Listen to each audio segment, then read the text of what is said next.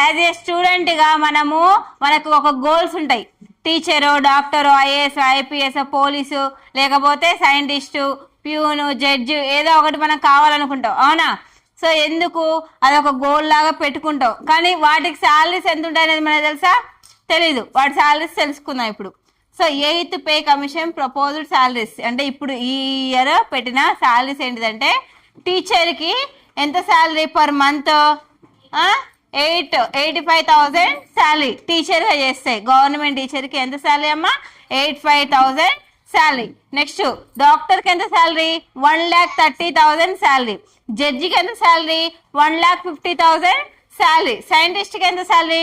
1,40,000 salary. Peon అంటే తెలుసుగా, స్కూల్లో కానీ లేకపోతే ఆఫీస్లలో కానీ ఉంటారుగా అటెండర్స్ లెక్క, అంటే బెల్లి కొడితే వాళ్ళకి అన్ని ఫైల్స్ అందించేవాళ్ళు, వాళ్ళు ప్యూన్ అనమాట. ప్యూన్కి ఎంత శాలరీ?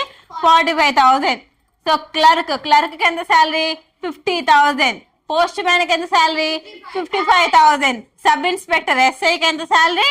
80,000. హెడ్ కానిస్టేబుల్కి 69,000. అసిస్టెంట్ సబ్ ఇన్స్పెక్టర్ ఏఎస్ఐ అంటారు కదా, ఏఎస్ఐ అని అంటారుగా, ఆయనకి ఎంత శాలరీ? 76,000. సో ఈ శాలరీ చూసిరా ఇప్పుడు? వాళ్ళకి ఇంత శాలరీ వస్తుంది. ఊకనే వస్తుందా? లేదు. వాళ్ళు కష్టపడి చదువుకొని ప్రతి ఒక్క దాంట్లో ఫెయిల్ అయ్యి పాస్ అయిన వాళ్ళు ఉంటారు. ఒకే అటెంప్ట్లో పాస్ అయిన వాళ్ళు కూడా ఉంటారు ఎగ్జామ్స్కి. అర్థమవుతుందా? సో మనకి ఏదో రాలేదు అని వెనక్కి ఆగిపోవద్దు, మన వల్ల కాదు అని ముందుకు పోకుండా ఉండొద్దు. ఏదైనా కానీ మనము ప్రయత్నం చేయాలి. మనం చదువుకుంటే మనం కూడా ఎంత శాలరీస్ తీసుకోవచ్చు. యాజ్ ఏ గవర్నమెంట్ ఎంప్లాయీగా అయ్యి మనము ఇంత శాలరీస్ తీసుకోవచ్చు. ఇందులో మీరు ఏది కావాలనుకుంటున్నారో చూసుకోండి. ఇంకా కొన్ని పోస్టులు ఉన్నాయి, వాటి పోస్టుల గురించి రేపు నేర్చుకుందాం, సరేనా? సో ఇప్పుడు మీకు అర్థమైందా? సో మనకి పర్ మంత్కి అంటే ఒక నెలకి 85,000 జీతం అంటే మనకి పంట పండితే ఎంత వస్తుంది? ఒక ఎకరానికి ఒక 50,000 ఏమో వస్తుంది, అవునా? అది 3 నెలలు పంట పండిస్తే 4వ నెలకి అంత వస్తుంది. అదే ఒక నెలకి అంటే గవర్నమెంట్ ఎంప్లాయీ అయితే మనకు ఒక నెలకి ఎంత వస్తాయి?